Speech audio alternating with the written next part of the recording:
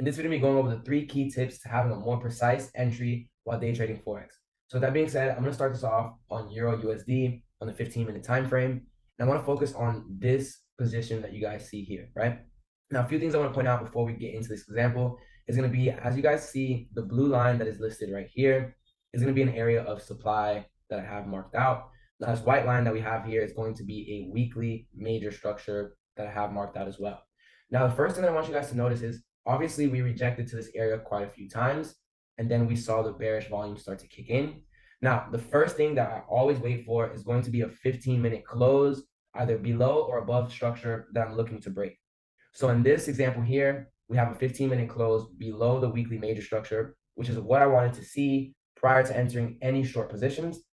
Now, the second thing that I'm always going to wait for is going to be a pullback off this next candle, right? So I typically never enter off of the open of a 15-minute candle. I'm always waiting until the candle closes, and then I wait until a pullback or a pullback from the high, whichever way we're looking to take this trade. So in this example here, you can see we waited for the close below the weekly major structure, which is here. And then I waited for this candle to pull back, which gave my entry here. And then I executed with targets of this area for take profits, right? So I'm gonna go ahead and dive down to the M5 time frame to show you this example a little bit more clear. Now, as you guys can see here, we rejected to this area of supply quite a few times, once, twice, 3 times, roughly 4 times before I entered this short position.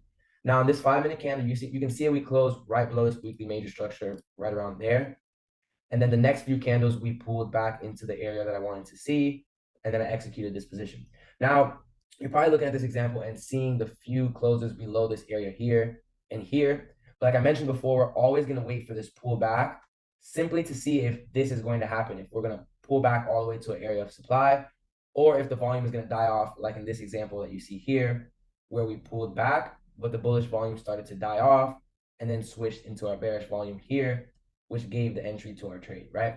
So alongside waiting above or below a structure point to be broken and close below, we always want to wait for that pullback to see if we're actually going to initiate our entry or if we're going to pull back again like you see here, right? So the few pro tips here are waiting for a rejection to an area of supply or demand when you're taking a position, waiting for a close below a major structure point that you're looking to take out, and tip 3 being waiting for a pullback to initiate and validate your entry before entering a short position.